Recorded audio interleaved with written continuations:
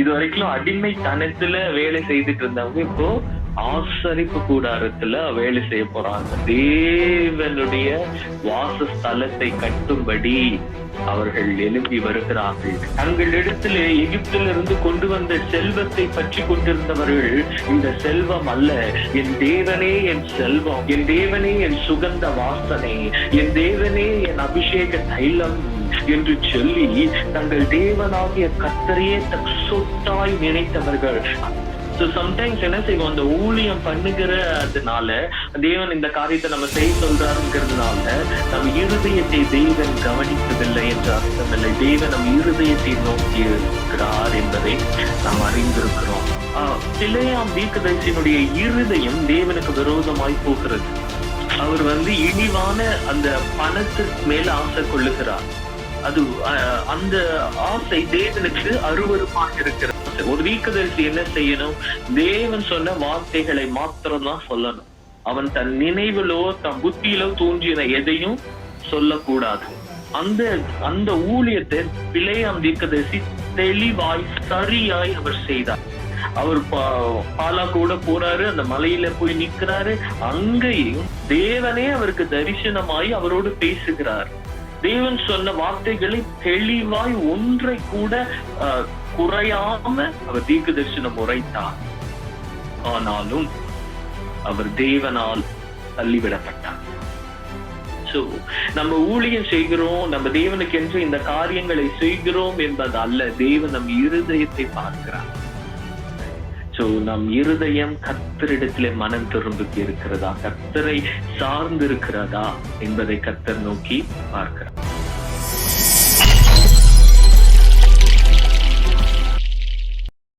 ரிச்சிப்பினால் தம்முடைய ஜனங்களை அவர் நடத்தி அவர்களை எகிப்தின் அடிமைத்தனத்திலிருந்து கர்த்தர் அவர்களை விடுவித்து தேவன் அவர்களோடு இருந்து மேகஸ்தம்பமாய் அக்கினி ஸ்தம்பமாய் இரவும் பகலும் அவர்களுக்கு பாதுகாப்பார்.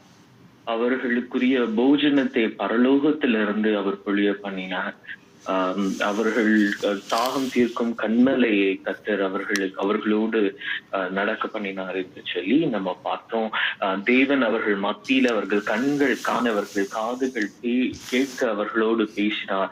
தேவனுடைய மகிமை அவர்களுக்கு வெளிப்பட்டது என்றும் நம்ம பார்த்தோம். அவங்க கர்த்தருடைய இருதயத்திற்கு விரோதமாய் அவர்கள் முரட்டாட்டம் உள்ள ஜனங்களாய் முறுமுறுப்பினாலே தேவனை அவர்கள் நிந்தித்தது மாத்ததும் அல்லாமல் அவர்கள் தேவன் அருவருக்கிற விக்கிரகத்தை, ஒரு கன்றுக்குட்டியை உண்டாக்கி அதை ஆராதித்தார்கள். அது தேவனுக்கு எரிச்சல் உண்டாகும்படி செய்தார்கள் என்று சொல்லி நம்ம பார்த்தோம்.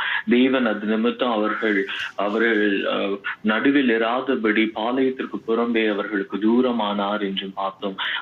அதே வேளையில் மோசே கர்த்தருக்கு மிக அருகில் சென்றான், அவன் கர்த்தருக்கு நண்பனானான் என்றும், கர்த்தர் மோசேக்கு அருகில் வந்து நின்று இரவும் பகலுமாய் 40 நாள் அவனோடு கூட பேசினார் என்று பார்த்தோம். தேவன் மோசேயினுடைய முகத்தை பிரகாசித்தார். அது அவருடைய முகம் பிரகாசித்ததை அந்த ஜனங்கள் பார்த்தார்கள் என்றும் சொல்லி நம்ம பார்த்தோம். சோ இந்த அதிகாரத்துல மோசே ஜனத்தோடு கூட கர்த்தர் சொன்னவைகளை ஜனத்துக்கிட்ட மோசே சொல்லுகிறத இந்த அதிகாரத்துல நம்ம பார்க்கலாம். மோசே என்ன செய்யறாரு? தேவனுடைய சமூகத்துல அந்த இறங்கி வந்த அந்த ஜனங்களை அடுத்து ஒரு பியூட்டிஃபுல்லான ஒரு நிகழ்வு உங்களுக்கு நடக்குது. இது வரைக்கும் அவங்க வனாந்தரத்துல சாப்பிடுறது, கூடாரம் போடுறது அப்படிதான் இருந்தாங்க. இப்ப அவங்களுக்கு ஒரு பர்பஸ் காட் ஒன்று தருகிறாங்க, ஒரு நோக்கத்தை கர்த்தர் அந்த ஜனத்திற்கு கொடுக்கறாங்க. அந்த நோக்கம் என்ன? அது ரொம்ப அழகான ஒரு நோக்கம். இப்போ அந்த ஜனங்களுக்கு ஒரு தேவனுக்கு என்று ஒரு கூடாரத்தை அவங்க கட்ட போறாங்க. அதுதான் அந்த நோக்கம். ஒரு பரலோகத்தின் தேவன் அவர்கள் மத்தியில இறங்கி வந்தவராய் அவர்களுக்கு சொல்லி செய்விக்க சொன்ன காரியத்தை மோசே அந்த ஜனங்களுக்கு அறிவிக்க தொடங்குறார். வாங்க, நம்ம ஒரு தேவனுக்கு என்று ஒரு கூடாரத்தை கட்ட போகிறோம் என்று சொல்லி ஒரு பியூட்டிஃபுல்லான ஒரு நிகழ்வு நடக்கிறது. சோ மோசே என்ன செய்யறாரு? இஸ்ரவேல் புத்திர சபையார் எல்லாரையும் கூட்டிட்டு அவர் சொல்றாரு, நீங்க 6 நாள் என்ன செய்யணும்? வேலை செய்யணும். 7ஆம் நாளும் உங்களுக்கு பரிசுத்த நாளாய் இருக்கணும். அது கர்த்தருக்கு என்று ஓய்ந்திருக்கும் ஓய்வு நாள். அதிலே வேலை செய்கிறவன் எவனும் கொலை செய்யப்படக்கடவன். சோ அந்த ஓய்வு நாளை குறித்ததான காரியத்தை அவர் மறுபடியும் சொல்லுகிறார். ஆனா இதுல பாருங்க, இது கர்த்தருக்கான ஒரு வேலை தான். அவங்க தன்னுடைய வீடை கட்ட போகிறது இல்ல, தங்க வீட்டுக்கு தேவையான பொருட்களை எதுவும் செய்ய போகிறது இல்ல. ஆசரிப்பு கூடாரத்திற்குரிய வேலை கூட ஓய்வு நாளில் செய்யப்படக்கூடாது. சோ வேலை செய்யவே கூடாது. அந்த நாள் தேவனோடு கூட அமர்ந்திருக்கணும். அவன் ஆத்துமா பிழைத்திருக்கும்படி கர்த்தரோடு கூட அவன் அமர்ந்திருக்கும்படி சொல்லப்படுகிறது என்பதை நம்ம பார்க்கிறோம். அப்போ மோசே அந்த ஓய்வு நாளை குறித்து, அது பரிசுத்த நாளாய் உங்கள் ஆத்தும ரட்சிப்புக்கு என்று கர்த்தருடைய சமூகத்திலே நீங்க அமர்ந்திருக்கணும் என்று சொல்லி அவர் சொல்லுகிறார் 7வது நாள். அப்படி ஒருவேளை இந்த கற்பனைகளை எவனாகிலும் கை கொள்ளலன்னா அவன் கொலை செய்யப்பட கடவன் என்று சொல்லுகிறார். ஓய்வு நாளில் நீங்க என்ன செய்யக்கூடாதுன்னா, நீங்க தங்கி இருக்கிற இடத்துல நெருப்ப கூட நீங்க மூட்டக்கூடாது, எதுவும் சமைக்க கூடாது. அதுக்கு முன் நாளிலேயே நீங்க சமைக்க வேண்டியவைகள் எல்லாம் சமைத்து வைக்கணும். அந்த நாளில் நீங்க நெருப்பு கூட மூட்டக்கூடாது. இவ்வார்த்தைகளை நீங்கள் கை கொள்ளும்படி கர்த்தர் கட்டளையிட்டார் என்று மோசே சொல்லுகிறார். மோசே இஸ்ரவேல் புத்திர பார்த்துட்டு அவர் மறுபடியும் பேச தொடங்குறார். உங்களுக்கு உண்டானதில் கர்த்தர் உங்களுக்கு ஒரு காணிக்கையை கொண்டு செலுத்துங்கன்னு சொல்றாரு. மனம் உள்ளவன் எவனோ, ஆண்டவர் அததான் சொன்னாரு, மனப்பூர்வமா எவன் கொடுப்பானோ அவன் இடத்துல வாங்கிக் கொள்ளணும். அது மோசே சொல்லுகிறார். மனம் உள்ளவன் எவனோ, யாரு மனப்பூர்வமாய் ஆண்டவருக்கு நான் கொடுக்கணும்னு விரும்புறான் எவனோ அவன் நீங்க கொண்டு வரலாம். கர்த்தருக்கு செலுத்தும் என்னெல்லாம் நீங்க அவருக்கு கொடுக்கலாம்னா, பொன், வெள்ளி, வெண்கலம், இளநீல நூல், இரத்தாம்பர நூல், சிவப்பு நூல், மெல்லிய பஞ்சு நூல், வெள்ளாட்டு மயிர், சிவப்பு தீர்ந்த ஆட்டுக்கடா தோல், தகசு தோல், சீத்தின் மரம், விளக்கு எண்ணெய், அபிஷேக தைலத்திற்கு பரிமள வர்க்கம், தூபத்திற்கு சுகந்த வர்க்கம், ஆசாரியருடைய ஏபோத்திலும் மார்பதக்கத்திலும் பதிக்க வேண்டிய கோமேதகம். உங்ககிட்ட இருக்க கோமேதகம் ஆகிய ரத்தின, அதெல்லாம் விலையுயர்ந்த பொருள் இல்லையா, அதுவும் கொடுக்கணும் அவங்க. ஏன்னா அவங்க யாருமே சம்பாதிக்கல, நமக்கு தெரியும். அவங்களுக்கு இலவசமா ஈவாய் எகிப்தியரிடத்திலிருந்து அவர்கள் வாங்கி கொண்டு வந்தார்கள் என்பதை நாம் அறிந்திருக்கிறோம். ஆனாலும் மனமுள்ளவன் எவனோ, எவன் கர்த்தருக்கு கொடுக்க விருப்பம் உள்ளவன் எவனோ அவன் இந்த காரியங்கள். அப்ப பாருங்க, அநேகர் இடத்துல இந்த பொருட்கள் இருக்கும். ஆனா அதுல யாரெல்லாம் கொடுத்தாங்களோ அவங்க பாக்கியம் உள்ளவங்க. ஏன்னா கர்த்தர் அவங்க இருதயத்தை பார்க்கிறார். அவங்க என்ன கொடுத்தாங்கிறது இல்ல, மனம் உள்ளவர்களாய் கொடுக்கணுங்கிற வாஞ்சி உள்ளவர்கள். சிலர் கேட்டு வாங்கின இடத்துல அவங்ககிட்ட ஒரே ஒரு ஆனா அவங்க அந்த கோமேதகத்தை நான் கர்த்தருக்கு கொடுக்கறேன்னு கொடுக்கும்போது கர்த்தர் அவங்க இருதயத்தை பார்த்து எவ்வளவு சந்தோஷப்பட்டிருப்பாங்க இல்லையா. அந்த ஏழை விதவை அவங்களுக்கு தான் கிட்ட இருந்தது எல்லாமே 2 காசு தான் இல்லையா. அவங்க கிட்ட அவங்களுக்கு புருஷனும் கிடையாது, அவங்களுக்கு சம்பாதிக்கிறதுக்கு வழியும் கூட ஏழை. அவங்க கிட்ட இருந்ததே 2 காசு. அவங்க அந்த 2 காசை போட்டுட்டு போறாங்க. அங்க தேவனாகிய கர்த்தர் அந்த ஏழை விதவை கிட்ட சொல்லல, உங்ககிட்டயும் என்னையும் பார்த்து அவர் அதை சொல்லுகிறார். அங்க தம்முடைய சீஷர்கள் கிட்ட, அங்க இருக்கிற தம்முடைய சத்தத்தை கேட்கிற காதுகள் உள்ளவர்கள் கிட்ட என்ன சொல்றாருன்னா, மற்ற எல்லாரை காட்டிலும் இந்த இந்த ரொம்ப அதிகமாய் கொடுத்தாள் என்று சொன்னாங்க. காட் கொடுத்தாள் என்று சொன்னது என்ன? இருதயத்தை. அவள் கொடுத்தது 2 காசு. அவள் தன் இருதயத்தை அதிகமாய் தேவனுக்கு கொடுத்தாள். அதைதான் கர்த்தர் சொல்லுகிறார்.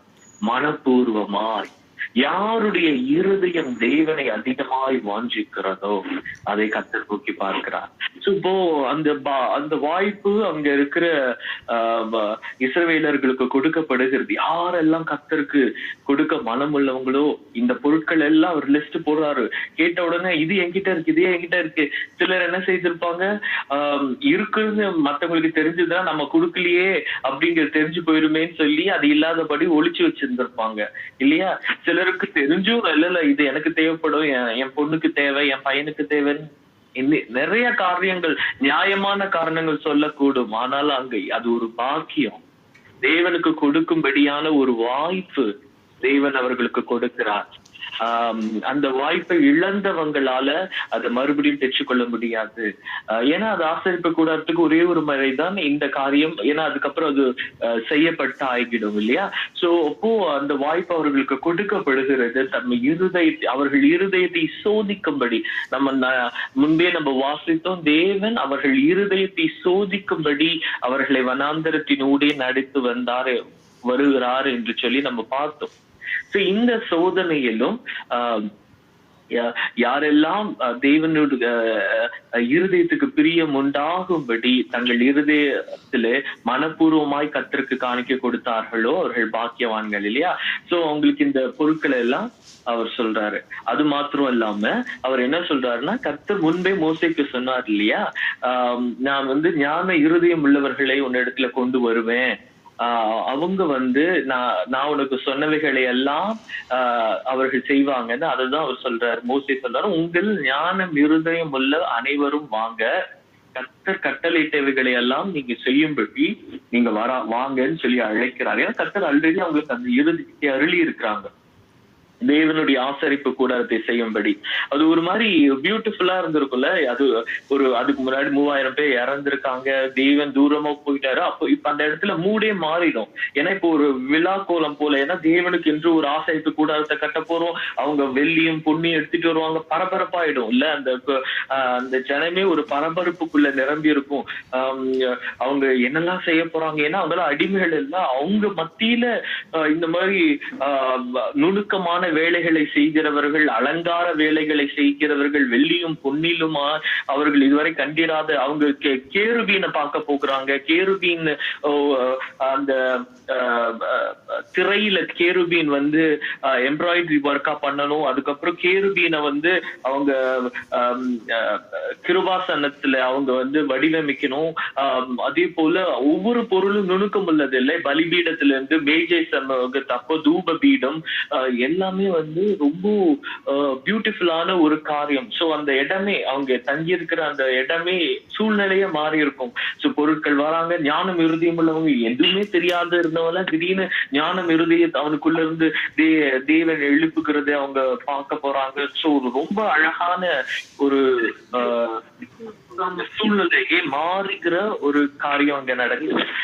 அப்புறம் அவர் என்ன சொல்றாருன்னா, அதன் கூடாரத்தையும் அவர் சொல்றாரு, கூடாரத்துக்கு தேவையான வாசஸ்தலம், கூடாரம், அதன் மூடி, அதன் கொக்கி, அதன் பலகை, தாழ்பால், தூண், அதன் பாதம், அப்புறம் பெட்டி, அது சுமக்கிற தண்டு, கிருபாசனம், மறைவின் திரைச்சீலை, மேஜை, அதன் தண்டுகள், சகல பனிமுட்டுகளையும், அதே போல குத்து விளக்கு, எல்லாமே அகல் விளக்கு, வெளிச்சத்துக்கு எண்ணெய், தூப பீடம், தண்டு, அபிஷேக தைலம், சுகந்த தூப வர்க்கம், வாசஸ்தலத்திற்கு வாசல் தொங்கு திரை இல்லையா, தகன பலிபீடம், வெண்கல சல்லடை, அதன் தண்டுகள், சகல தொட்டி, சகலமும், பிரகாரத்தின் தொங்கு திரை, தூண்கள், பாதங்கள், வாசலின் தொங்கு திரை, வாசஸ்தலத்தின் முலைகளையும், பிரகாரத்தின் மூலைகளையும், அவைகளின் கயிறுகளையும், பரிசுத்த ஸ்தலத்திலே ஆராதனை செய்வதற்குரிய வஸ்திரம் இல்லையா, ஆரோனுடைய வஸ்திரம், ஆரோனுக்கு உதவி செய்யக்கூடிய அவனுடைய பிள்ளைகளுக்குரிய ஆசாரியர்களுக்குரிய வஸ்திரம், பரிசுத்த வஸ்திரம், அதை செய்யக்கூடியவர்கள் என்று சொல்லி எல்லாரும் இதுக்குரிய காரியங்களை செய்யும்படி கர்த்தர் எழுப்பி இருக்கிறவர்கள், நீங்க வாங்க கர்த்தருடைய காரியத்தை செய்யும்படி வாங்க என்று மோசே அழைக்கிறார்.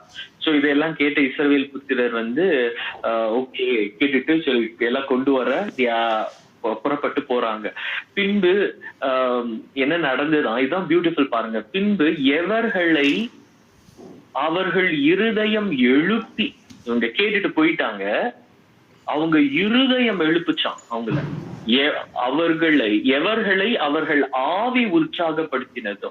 பாருங்க, யாருமே மனுஷீகமான புத்தி நினைவினாலோ சிந்தையினாலேயோ இல்ல, அவர்கள் இருதயத்தை பரிசுத்த ஆவியானவர் எழுப்பினார். அவர்களுடைய ஆவியை அவர்களை உற்சாகப்படுத்தும்படி பரிசுத்த ஆவியானவர் அவர்களை உற்சாகப்படுத்தினார். இவங்க எல்லாம் தேவனால் எழுப்பப்பட்டு, தேவனால், ராஜாக்களுடைய இருதயம் தேவனுடைய கரத்தில் இருக்கிறது. அவர் நீர்க்கால்களை திருப்புகிறது போல அதை திருப்புகிறார் என்று அறிந்திருக்கிறோம். சோ யாருடைய இருதயத்தை கர்த்தர் ஏவினாரோ, தம்முடைய சித்தத்திற்கு ஏற்றபடி திருப்பினாரோ, யாருடைய ஆவியை கர்த்தராகிய தேவன் உற்சாகப்படுத்தினாரோ, அவங்க எல்லாரும் புறப்பட்டு வராங்க ஆசரிப்பு கூடாரத்தின் வேலைக்கு. அவங்க வராங்க. இல்ல, ரொம்ப பியூட்டிஃபுல்லா இருக்குல்ல.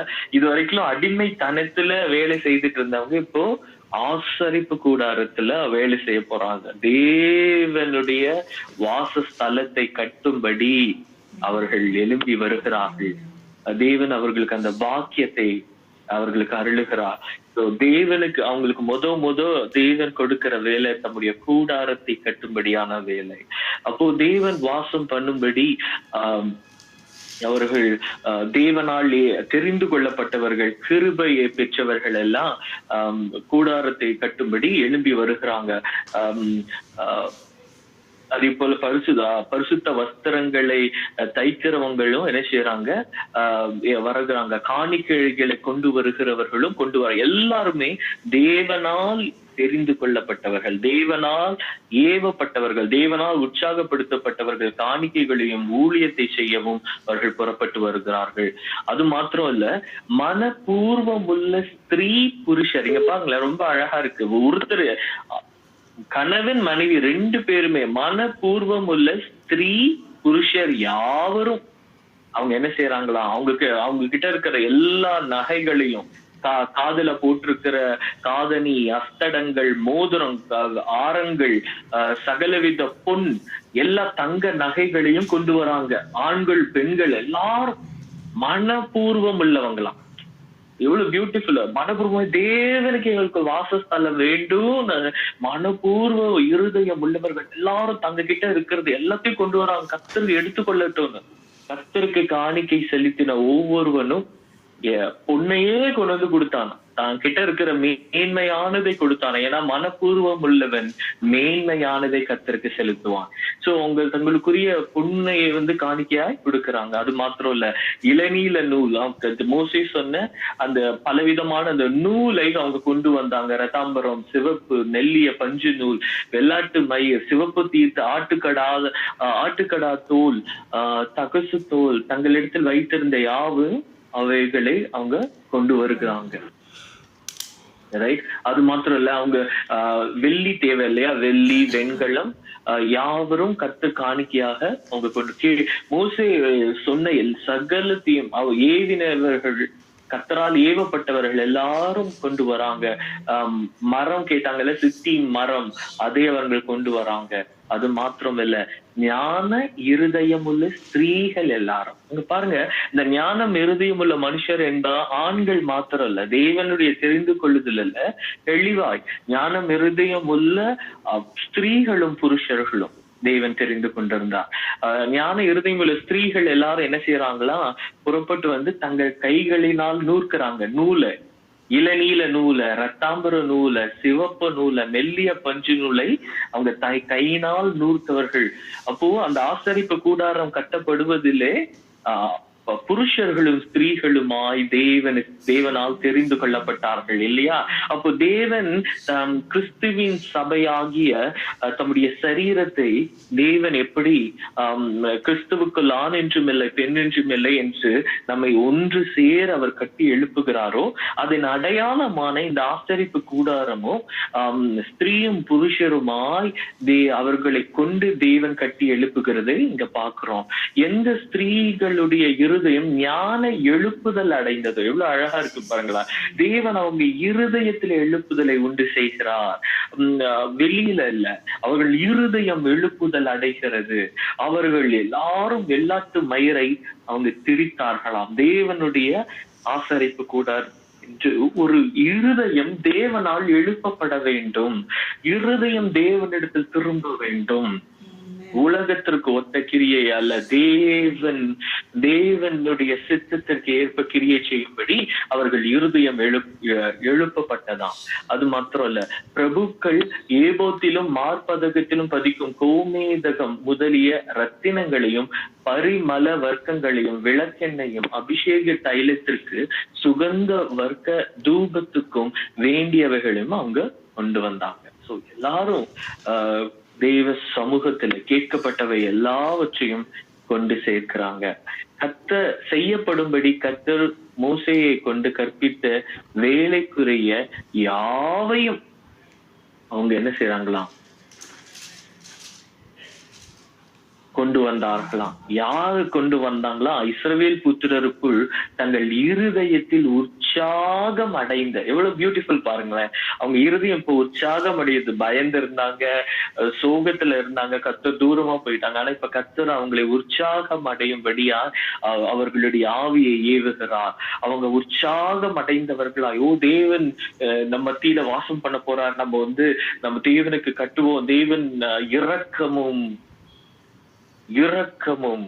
கிருபையும் நீடிய சாந்தமும் மகாதயையும் சத்தியமுள்ள தேவன் நம்ம அக்கிரமங்களையும் மீறுதல்களையும் பாவத்தையும் மன்னித்தார். அவருடைய இரக்கத்தை 1000 தலைமுறைகளுக்காக நம்மை காக்கிறவராய் வெளிப்பட்டார். இதோ அவருக்கு ஆலயம் கட்டும்படி நமக்கு அவர் இரக்கம் செய்தார் என்று உற்சாகத்தோடு நாம் கட்டுவோம், எழும்பி கட்டுவோம் வாருங்கள் என்று சொல்லி உற்சாகத்தோடு தங்கள் வீட்டில் இருக்கிறவைகளை தங்கள் எகிப்திலிருந்து கொள்ளையடித்துட்டு வரும்போது அதை மேன்மையாய் பார்த்து கொண்டிருந்தவங்க தேவனை இப்பொழுது மேன்மையாய் பார்க்கிறாங்க. தங்களிடத்துல எகிப்திலிருந்து கொண்டு வந்த செல்வத்தை பற்றி கொண்டிருந்தவர்கள், இந்த செல்வம் அல்ல என் தேவனே என் செல்வம், இந்த பொன் அல்ல என் தேவனே என் பொன், வெறும் மண்ணுக்காக என் மாணிக்க என் தேவனை நான் விட்டு விட மாட்டேன். இந்த கோமேதகம் விலையுயர்ந்த பொருட்கள் எதுவும் ஒன்றுமில்லை. என் தேவனே என் சுகந்த வாசனை, என் தேவனே என் அபிஷேக தைலம், என் தேவனே என் பொன்னும் பொருளுமாய் இருக்கிறார் என்று சொல்லி தங்கள் தேவனாகிய கர்த்தரையே சொத்தாய் நினைத்தவர்கள், தங்கள் தேவனே தங்களுக்கு பங்கும் தன் பாத்திரத்தின் பங்குமாய் இருக்கிறார் என்று தங்கள் இருதயத்தில் உற்சாகம் அடைந்த யாவரும் தங்களிடத்தில் மேன்மையாய் காணப்பட்டவர்கள் எல்லாவற்றையும் கர்த்தரிடத்தில் கொண்டு வந்து கொடுத்தார்கள். கர்த்தர் அவர்களிடத்தில் கேட்ட சகலத்தையும் உற்சாகம் அடைந்தவர்களா. எவ்வளவு பியூட்டிஃபுல் பாருங்க, இருதயத்தில் உற்சாகம் அடைந்தவர்களா. இவர்கள் கொஞ்ச நாட்களுக்கு முன்பாக ஒரு கன்றுக்குட்டியை உண்டாக்கி அந்த கன்றுக்குட்டியை சுற்றி நடனமாடி கேளிக்கை பாடலினாலும் அங்கு வாசிக்கப்பட்ட இசையினாலும் உற்சாகம் அடைந்தார்கள். ஆனால் இப்பொழுதோ பரிசுத்த ஆவியானவரினால் உண்டாகும் இருதயத்தில் உண்டாகும் உற்சாகம். அங்க பாடல் இல்லை, அங்க இசை வாத்தியங்கள் இல்லை, அங்க களிப்பு இல்ல. அவர்கள் இருதயம் கர்த்தருக்குள் உற்சாகம் அடைந்தது. கர்த்தருக்கென்று நான் கொடுக்கிறேன். என் கர்த்தர் இரக்கமுள்ளவராய், கிருபையுள்ளவராய், மகா தயையுள்ளவராய், நீடிய சாந்தமுள்ளவராய், சத்தியமுள்ள தேவனாய், கத்து இதோ நம் மத்தியிலே வாசம் பண்ணும்படி அவர் இறங்கி இருக்கிறார். அவருக்கு கூடாரம் அமைக்கும்படி கர்த்தர் நமக்கு பாக்கியம் அருளி இருக்கிறார் என்று சொல்லி உற்சாகத்தோடு மனப்பூர்வமாய் கர்த்தரிடத்திலே கொண்டு வந்தார்களாம். வா, எவ்வளவு பியூட்டிஃபுல் பாருங்க. அவர் நொடி பொழுதில் கைவிட்டு உருக்கமான இரக்கங்களால் சேர்த்துக் கொள்ளுகிற தேவன் அந்த ஜனத்துடைய இருதயத்தை பாருங்க உற்சாகம் அடைய செய்தார். அவர்கள் இருதயத்தில் ஒரு எழுப்புதலை வரப்பண்ணினார். அவர்கள் இருதயத்திலே பரிசுத்த ஆவியானவர் உற்சாகத்தை ஊற்றினார். அவர்கள் மனப்பூர்வமாய் கர்த்தருக்கு உகந்த காணிக்கைகளை கொண்டு வந்தார்கள்.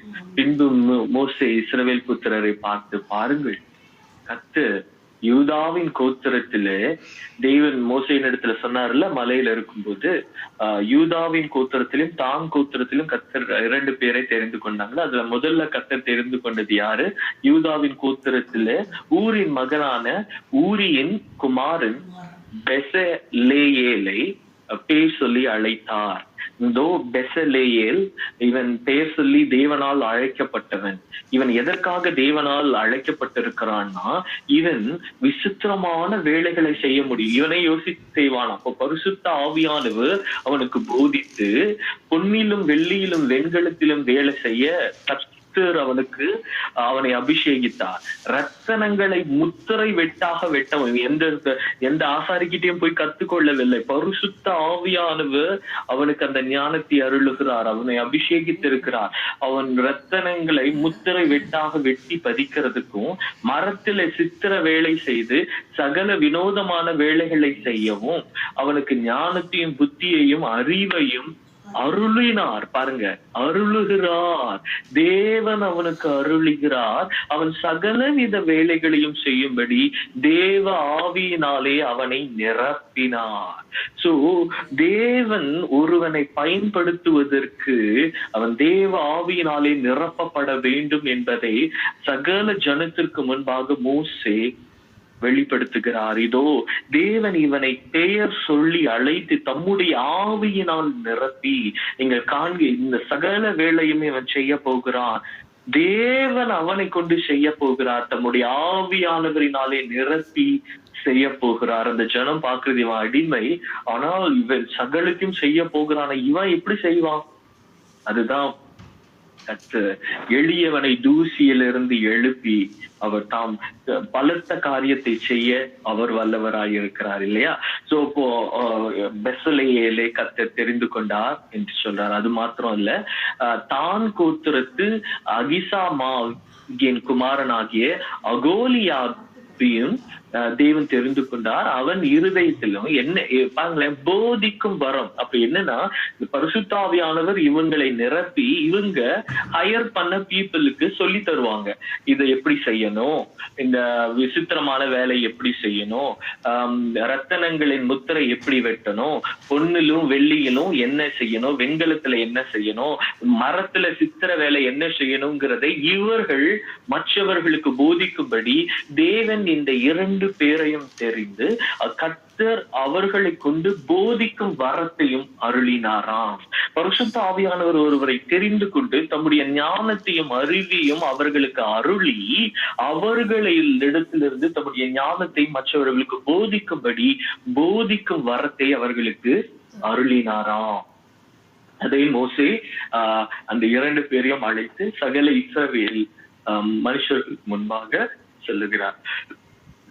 இவங்க சித்திர வேலையும் சிற்ப வேலையும் இளநீல நூலும் ரத்தாம்பர நூலும் சிவப்பு நூலும் மெல்லிய பஞ்சு நூலும் செய்யப்படும் விசித்திர தையல் வேலையும் சகல விசித்திர நெசவு வேலைகளையும் வினோதமான வேலைகளை யூகிக்கிறவர்களும் செய்கிறவர்களும் நிறைவேற்றும் சகலவித வேலைகளையும் செய்யும்படிக்கு அவர்களுடைய இருதயத்தை ஞானத்தினால் நிரப்பினார் என்று மோசே. சோ தேவன் இப்போ இந்த ஜனத்தை ஒரு தம்முடைய சித்தத்திற்கு என்று தம்முடைய நோக்கத்தை நிறைவேற்றும்படி பரிசுத்த ஆவியானவர் அவர்களை தெரிந்து கொண்டார். இப்போ அந்த ஜனங்க அந்த தேவனுடைய ஆசரிப்பு கூடாரத்தை கட்டும்படியான இந்த வேலைக்கு இப்போ அவங்க கடந்து வந்துட்டாங்க. சோ இப்போ தேவனுடைய வேலை தொடங்கிட்டு உடனே நம்ம இந்த ஜனத்தினுடைய இப்போ என்ன செய்வாங்க, ஓகே இப்ப கர்த்தர் வேலை செய்ய சொல்றா, இது செய்வோம் அது செய்வோம். ஆனா தேவன் அவர்களுடைய இருதயத்தை பார்த்து கொண்டு இருக்கிறார். சோ சம்டைம்ஸ் என்ன செய்வோம், அந்த ஊழியம் பண்ணுகிறதுனால தேவன் இந்த காரியத்தை நம்ம செய்ய சொல்றாருங்கிறதுனால நம்ம இருதயத்தை தேவன் கவனிக்கவில்லை என்று அர்த்தம் இல்லை. தேவன் நம் இருதயத்தை நோக்கி இருக்கிறார் என்பதை நாம் அறிந்திருக்கிறோம். அவர் இந்த ஜனங்க இப்போ ஆசரிப்பு கூடாரத்துல செய்வதுல அவங்க பிஸி ஆயிடுவாங்க. ஓகே, இவ்வளவு அழகா இருக்கு, இவ்வளவு அழகா இருக்கு, பயங்கரமா இருக்கு என்று சொல்லி ஒவ்வொரு பொருளையும் செய்கிற பொழுது, அந்த வேலை செய்கிறது அது கட்டப்படும் போது, ஒவ்வொரு விசித்திரமான வேலை செய்யும் போது, இப்படிதான் எனக்கு இந்த அறிவு வந்துச்சு, உனக்கு எப்படி இவ்வளவு அழகா இப்படிதான் பண்ணின என்று சொல்லி அவர்கள் பார்த்து பிரமித்து கொண்டு இருப்பார்கள். ஆனால் அவர்கள் இருதயம் குறித்த அருவருப்பு அவர்கள் உணர்ந்திருப்பார்கள். ஆனால் கர்த்தரிடத்துல தாவீதை போல எனக்கு புதிய இருதயத்தை தாரும் ஐயோ என்று சொல்லி ஒவ்வொரு வேளையும் அவர்கள் செய்யும் பொழுது, கர்த்தருடைய வேலைகளை செய்து கொண்டிருக்கும் போதே கர்த்தர் தங்களுக்கு அருளினை இரக்கத்தையும் தயவையும் நினைத்தவர்களாய் தங்கள் இருதயத்தை அடித்து கொண்டு மனம் திரும்புகிறவர்களாய் இருந்திருப்பார்கள். சோ அநேக டைம்ல நம்ம வேலை ஊழியம் செய்கிற விதத்துல தேவன் நம்மை தெரிந்து கொண்டா என்கிறது அந்த நிலையில நம்ம மனம் திரும்புதலை நாம் என்ன செய்வோம், மறந்து விடுவோம். கர்த்தர் நம் இருதயத்தை நோக்கி பார்க்கிறார் இல்லையா? இப்போ ஒரு நல்ல உதாரணம் என்னன்னா, பிலேயாம் தீர்க்கதரிசி தேவன் அவரை தம்முடைய தீர்க்கதரிசியாய் தெரிந்து கொண்டார். பிலேயாம் தீர்க்கதரிசியினுடைய இருதயம் தேவனுக்கு விரோதமாய் போகிறது. அவர் இழிவான அந்த பணத்திற்கு மேல ஆசை கொள்ளுகிறார். அது அந்த ஆசை தேவனுக்கு அருவருப்பாக இருக்கிறது. ஆனா பிலேயாம் தீர்க்கதரிசி தேவனுடைய ஊழியத்தை சரியாய் செய்கிறார். ஏன்னா அவருக்கு இருதயம் தேவனை விட்டு புறம்பாய் போயிடுச்சு. ஆனா ஊழியத்தை பிலேயாம் தீர்க்கதரிசி சரியாய் செய்கிறார். பாலாக்கு ராஜா கிட்ட என்ன சொல்றாருன்னா, தேவன் சொன்ன வார்த்தையோடு ஒரு வார்த்தைய கூட, ஒரு உறுப்ப கூட நான் கூட்டவோ குறைக்கவோ மாட்டேன். தேவன் சொன்ன வார்த்தைகளை மாத்திரம் தான். ஒரு தீர்க்கதரிசி என்ன செய்யணும்? தேவன் சொன்ன வார்த்தைகளை மாத்திரம் தான் சொல்லணும். அவன் தன் நினைவிலோ தன் புத்தியிலோ தோன்றின எதையும் சொல்லக்கூடாது. அந்த ஊழியத்தை பிலேயாம் தீர்க்கதரிசி தெளிவாய் சரியாய் அவர் செய்தார். ஆனால் அவர் இருதயம் தேவனுக்கு தூரமாய் இருந்தது. அவரு போக கூடாதுன்னு ஆண்டவர் சொன்னாரு, அது அவருக்கு தெளிவா தெரியும். திரும்ப 2வது தடவை கேட்கிறாரு, ஆண்டவர் போன்னு சொல்றாரு. ஆனா அப்ப கூட பிலேயாம் தீர்க்கதரிசி ஆண்டவருடைய இருதயத்தை பார்க்கல. சரி, அவர் வழியில போயிட்டு இருக்கும் போது கழுதை வாய் திறந்து பேசுகிறது, கழுதை அங்க முன்பாக நிற்கிற தூதனை பார்க்கிறது. ஆனா ஒரு தீர்க்கதரிசிக்கு தெரியல. அப்பவும் அவர் தேவனுடைய இருதயத்தை அறிந்து கொள்ளல. அவர் பாலா கூட போறாரு, அந்த மலையில போய் நிக்கிறாரு. அங்கேயும் தேவன் அவருக்கு தரிசனமாறார். தேவனே அவருக்கு தரிசனமாய் அவரோடு பேசுகிறார். தேவன் சொன்ன வார்த்தைகளை தெளிவாய் ஒன்றை கூட குறையாம அவர் தெளிவாய் அவர் தீர்க்க தரிசனம் உரைத்தார். ஆனாலும் அவர் தேவனால் தள்ளிவிடப்பட்டார். சோ நம்ம ஊழியம் செய்கிறோம், நம்ம தேவனுக்கு என்று இந்த காரியங்களை செய்கிறோம் என்பது அல்ல, தேவன் நம் இருதயத்தை பார்க்கிறார். சோ நம் இருதயம் கர்த்தரிடத்திலே மனம் திரும்புக்கு இருக்கிறதா, கர்த்தரை சார்ந்து இருக்கிறதா என்பதை கர்த்தர் நோக்கி பார்க்கிறார். சோ இந்த ஜனங்க இப்போ கர்த்தருடைய கூடாரத்தை கட்டும்படி எல்லாரும் அங்க ஒரு மாதிரி ஃபெஸ்டிவ் மூடு வந்திருக்கும், ஒரு பண்டிகை மூடு. ஏன்னா ஒரு கட்ட போறாங்க. ஒரு இது வரைக்கும் எதுவுமே ஒரு வேலை இல்லாம இருந்த அவங்களுக்கு இப்போ ஒரு வேலை இருக்கு. சோ எல்லாருமே அத கவனமா இருந்திருப்பாங்க. அதை கத்துக்கிற அந்த வேலைகளில உதவி செய்திருப்பாங்க, உற்சாகப்படுத்தி இருப்பாங்க. இப்படி நடந்துட்டு இருக்கு, எப்படி நடந்துட்டு இருக்கு அப்படின்னு சொல்லி அவங்க கொடுத்த பொருட்கள்லாம் ஒவ்வொன்றும் இன்னும் நிறைய நுணுக்கங்கள் இதுல இருக்கு இல்லையா? அந்த சாதாரணமான ஒரு கட்டிடமா கிடையாது. ஆண்டவர் சரியான டீட்டெயில்ஸ் கொடுத்திருக்காரு. மோசையை அது ஒவ்வொன்றுத்தையும் மேற்பார்வையிடணும், ஒவ்வொன்றும் கட்டுற இடத்துல போகணும்.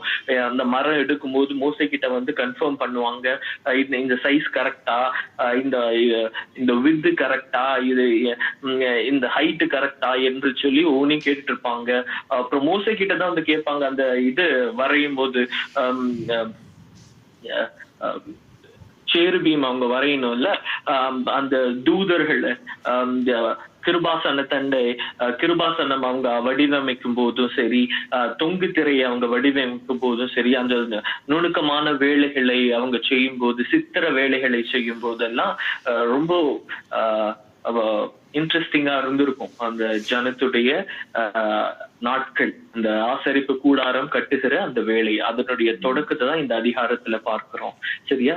சோ நாம் தேவனாகிய கர்த்தருக்கு ஊழியம் செய்வது பெரிய பாக்கியம். ஆனால் நம் கர்த்தரிடத்தில் சேர்க்கப்படுவதற்கு நம் இருதயத்தை தேவன் நோக்கி இருக்கிறார். சோ தேவன் இருதயத்தை எழுப்புகிற தேவன், இருதயத்தை தன் கரத்திலே எடுக்கிற தேவன், இருதயத்தை உற்சாகப்படுத்துகிற தேவன் என்று பார்த்தோம். இருதயத்தில் உண்டாகிற அந்த மனப்பூர்வமான காணிக்கையை நாம் எவ்வளவாய் நம் இருதயத்தை தேவனுக்கு கொடுத்திருக்கிறோமோ அதை தான் தேவன் நோக்கி இருக்கிறார் என்றும் நம்ம பார்த்தோம். இந்த ஜனம் இப்ப ஆசரிப்பு கூடாரத்தை கட்டும்படி அவர்களுக்கான இன்ஸ்ட்ரக்ஷன் கொடுக்கப்பட்டிருக்கு. இனி வருகிற அதிகாரத்துல ஆசரிப்பு கூடாரத்தை அவர்கள் கட்டுகிற அந்த காரியங்களையும் நம்ம பார்க்கலாம். கர்த்தர் இந்த வார்த்தைகளை நமக்கு ஆசீர்வதிப்பாரா.